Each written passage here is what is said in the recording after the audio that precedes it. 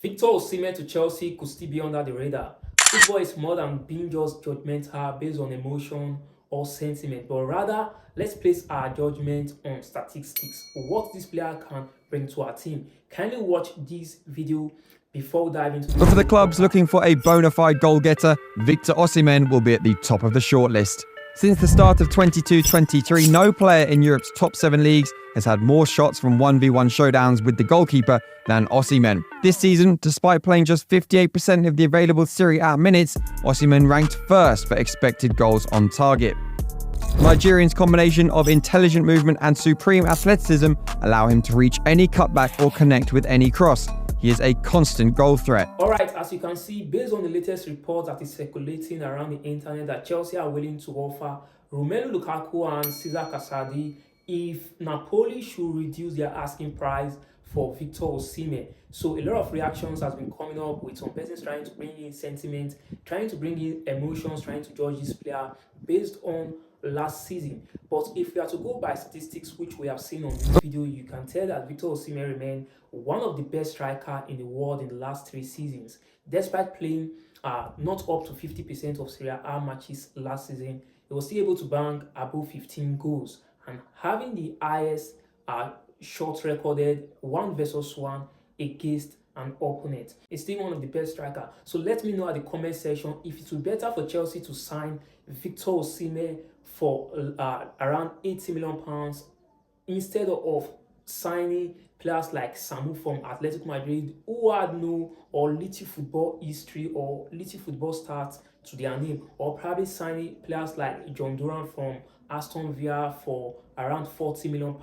So don't you think it would be better for Chelsea to go for a proven striker that may cost Chelsea less than €100 million, excluding adding Romelu Lukaku or Cesar Casadi as part of this deal?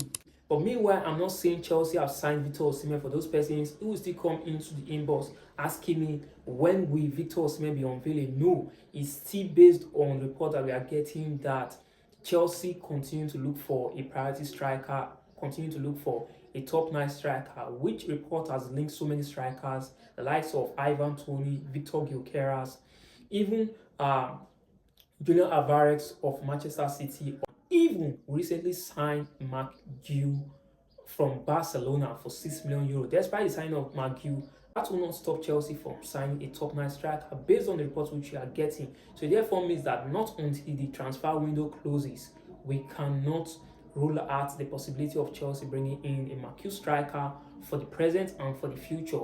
When we say for the present, we want a striker who can come into Chelsea and start to bank in goals. At the same time, not a striker that will displace Nicolas Jackson, but a striker that will be able to complement Nicolas Jackson. Because towards the ending of last season, a lot of Chelsea fans were coming up with the justification that Nicolas Jackson is not a top-9 striker, he's more of like a winger. So I can not imagine we having players like Kopama, Christopher Nkunku, Mikhailo Mudryk, Raheem Sterling, even Omari Kellerman that was recently signed. So what is now the essence of we having Nicolas Jackson as a winger if we have these other players that can play the wing position or supporting striker position perfectly? So I believe it's time for we to bring in a top marquee striker that will be able to compete with Nicolas Jackson for a spot. It therefore means that if we can get a marquee striker like Victor Osimhen or any other striker out there, then Nicolas Jackson could just sit upright. For me, Nicolas Jackson is still a player to count on based on his off the ball movements in terms of making good runs, making passes, and also giving assists. Is not a selfish striker, and also showing those characteristics that he can also become an important player for us in the present and also for the future. Then moving on to other Chelsea related news, according to reports which we got a few days ago, that Chelsea has entered into an agreement for Renato Veiga from FC Barcelona, from the Switzerland-based club. So according to reports that Renato Veiga has left Barcelona training camp ahead of his proposed medical with Chelsea. So hopefully come this new week that we just enter, we could be getting further information as pertaining the deal for Renato Veiga to Chelsea. Meanwhile, some of the qualities that this player possesses is very strong in terms of dribbling. He can play the defensive midfield, defensive midfield, central back, left back. So it's more of like a utility player, very strong in terms of dribbling, very strong in terms of shooting ability and also taking set piece. But the advantages of this player cannot be discussed without we talking about the downside. Some of the downside of Renato Veiga is he lacks discipline. It causes foul a lot. And for the EPL, for me, getting a player like Renato Veiga, it therefore means that he needs to adjust his style of play, and probably Chelsea coaching staff will need to work on him. If not, we could just see a player that will just be getting yellow card and sent off regularly. So those are part of his weaknesses. But in terms of taking set indirect free kick, is very good. In terms of dribbling, he should be one of the best dribbler as far European football is concerned currently. So getting Renato Veiga will be a good addition to our team. Couple the fact that he's also advantageous when it comes to height, 190 centimeter, of which for those persons who have been watching my video right from last season, I've always talked about height in terms of this Chelsea team. Like if you look at our midfield options, it's filled with players that are not that advantageous in terms of height. Moses Caicedo is more of like an average height. Enzo Fernandez, Kono Gallagher, these are not the kind of all the caliber of midfield players in terms of height that we used to know Chelsea for. In the past, we used to have our top players like Mike Ballack, Frank Lampard, John Obi Mikel, go on to list them, Belletti, so many top players. Even Michael Essien was not even that short. But recently, we are having this kind of players that are not advantageous in height also have its own downside to our team in terms of converting set picks and also defending set piece. So getting Renato Veiga will be a good addition to our team, no doubt. But people are already comparing this player to the likes of Marcelo.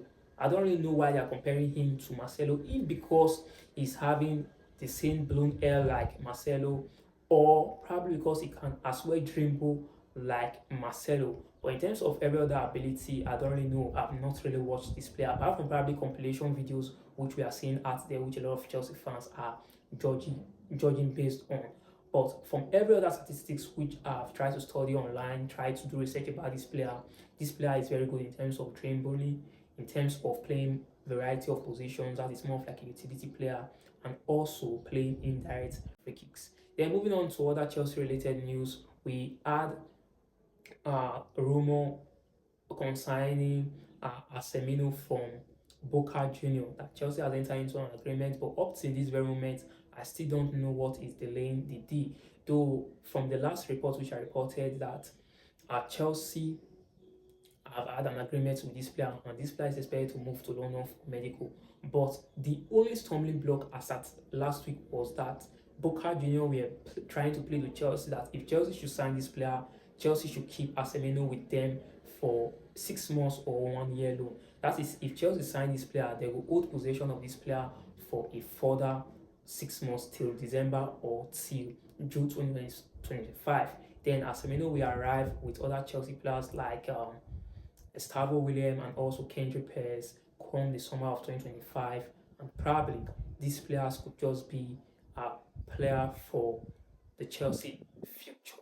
So fellow Blues and lovers of Chelsea, as pertaining all these rumors, remember all these are still rumor, not until the player is officially unveiled and announced by the Chelsea website wearing the Chelsea jersey, these players has not been signed by Chelsea. So for you to be able to confirm players that Chelsea have signed so far for the 2024 summer transfer window, check my last 2 videos on my page or on my channel. Then you get to confirm players that Chelsea have signed officially. Thank you guys for always joining me. I remember Alex here on Chelsea Headquarters. Bye for now.